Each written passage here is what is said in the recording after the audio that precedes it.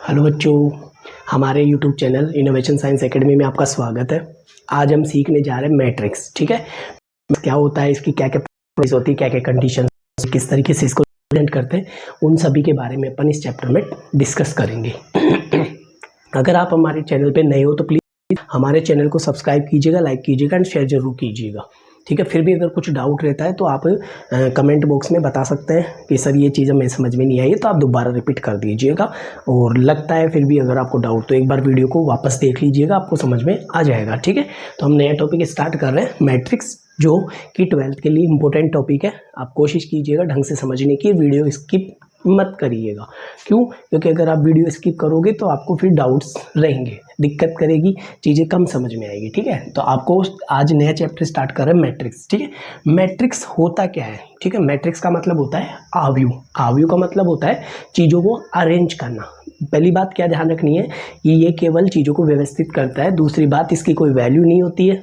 ठीक है, समझ गए मेरी बात? और इसको रिप्रेजेंट करने का जो फॉर्मेट है वो कैसे फॉर्मेट है? ठीक है, आप रिप्रेजेंट कैसे कर सकते हो इसको? या तो ऐसे रिप्रेजेंट कर सकते हो, या फिर आप इसको ओपन इंटरवल, मतलब जिसको आप ओपन इंटरवल बोलते हो, या फिर ऐसे बॉक्स को बोलते हो। ठीक है, या फिर आप दो खड़ी लाइनें, या तो ऐसे, ठीक है, ऐसे भी हो सकती है, ऐसा भी हो सकता है, ऐसे भी रिप्रेजेंट कर सकते हैं। ठीक है, बात समझ में आ गई? ठीक है, रिप्रेजेंट करने के कितने तरीके हो गए? 3 तरीके से अपन रिप्रेजेंट कर सकते हैं। कई बुक्स में ऐसे होता है रिप्रेजेंट, कई में ऐसे होता है, लेकिन अपने को इन पे ध्यान नहीं देना है, क्योंकि कई बुक्स में मिलता ही है, लेकिन अपन ज़्यादा से ज़्यादा किसको यूज करेंगे?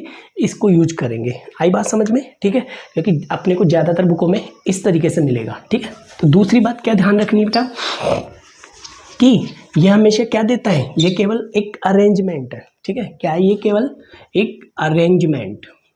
ठीक है, केवल ये चीज़ों को व्यवस्थित करता है और कुछ भी नहीं है। ठीक है, इसकी कोई वैल्यू नहीं होती है।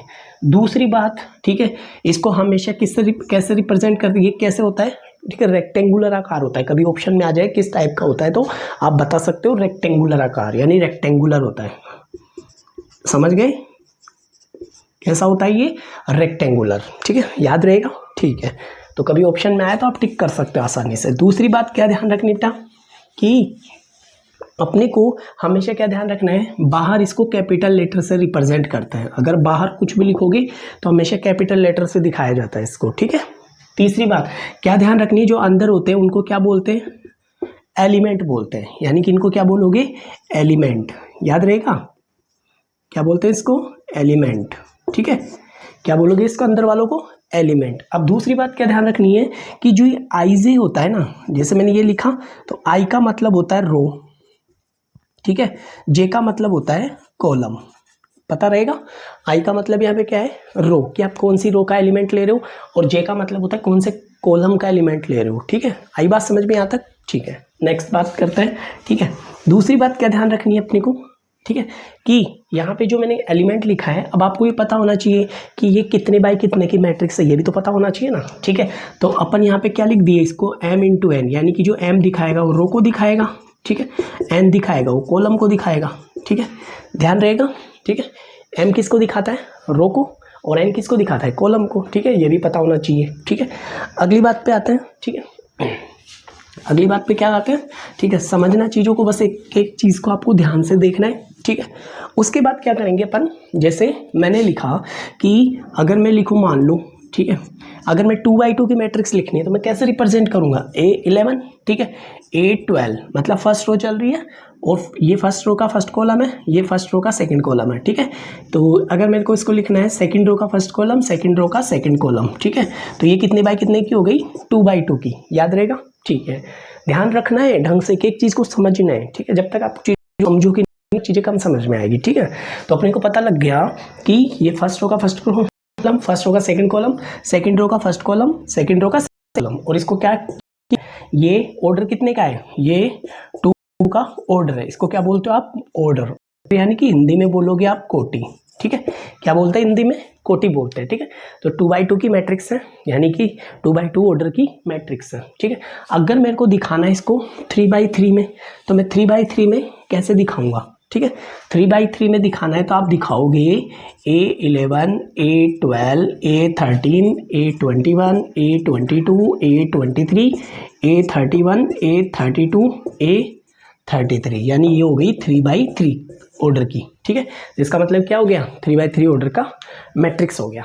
ओके, आई बात समझ में आता है, ठीक है।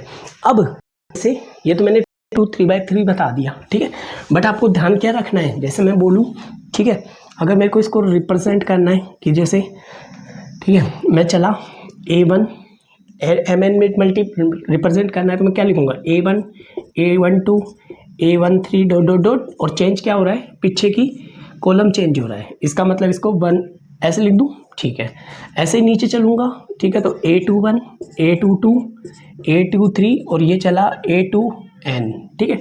ऐसे में यहाँ तक जाऊँगा तो N1, ठीक है, क्यों, क्योंकि यहाँ पे आगे का नंबर चेंज हो रहा है, ठीक है, पीछे का सेम है। और लास्ट में जाऊँगा तो MN, यानी कि ये कितने बाई कितने की मैट्रिक्स हो गई, M इंटू N बाई इस ऑर्डर की मैट्रिक्स हो गई, ठीक है। यहाँ तक बात समझ में आ गई होगी, ठीक है, आ गई। तो इसका मतलब मैंने क्या दिखाया कि मैंने MN यानी कि M इंटू N ऑर्डर की मैट्रिक्स को बनाना बता दिया, किस ये बन के आई है, ठीक है। ये अपने को ऐसे जाना है तो n तक गए, मतलब 1n तक गए, ठीक है, क्योंकि आगे की रो तो सेम है लेकिन कॉलम बदला हुआ है, ठीक है। इसमें क्या हुआ कि कॉलम, तो देखो कॉलम तो चेंज हो रहे हैं, रो मतलब ये पीछे वाला नंबर, कॉलम सेम है, रो बदल रही है, ठीक है। तो ध्यान रहेगा इस टाइप से, ठीक है। नेक्स्ट आगे देखते हैं, ठीक है।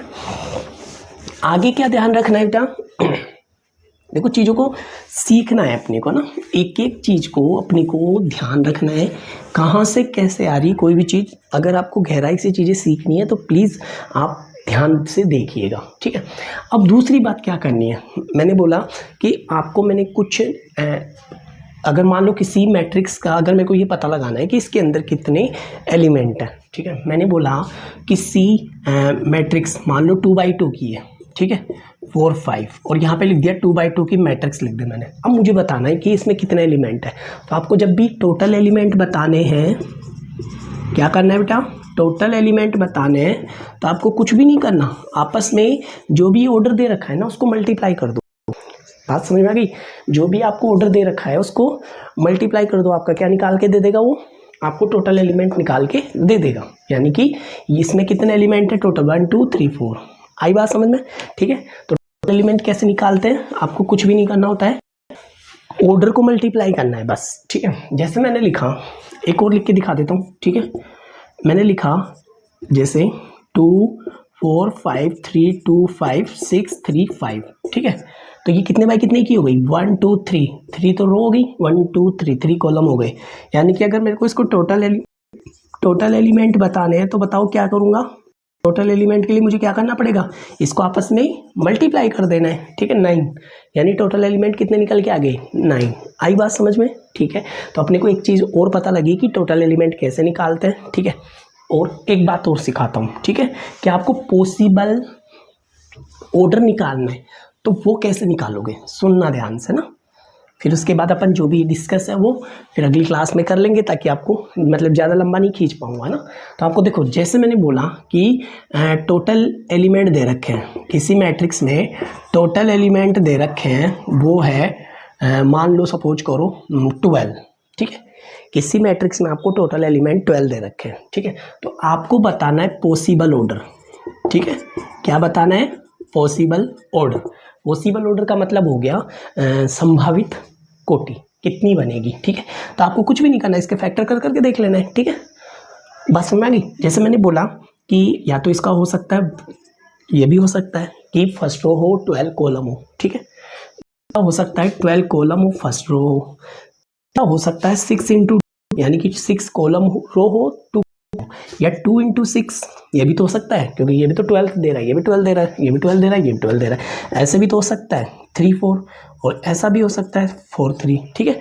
तो इस तरीके क्या निकाल सकते हैं, इनके ऑर्डर निकाल सकते हैं, ठीक है। ऑर्डर निकालना आना चाहिए, आपको कुछ भी नहीं करना होता, जो भी नंबर दे रखा है उनको इस तरीके से आप कर सकते हो। अगर आपने ब्रेक कर लिया तो आपको ऑर्डर निकाल के दे देगा, ठीक है। और बाकी की अपन जो भी चीज़ है बची हुई है उसको आगे नेक्स्ट क्लास में देखेंगे, ओके। और वीडियो को अच्छे से देखना है, वीडियो अच्छे लगे तो प्लीज़ हमारे चैनल सब्सक्राइब करना है, लाइक करना है एंड शेयर जरूर करना है, ओके। Thank you.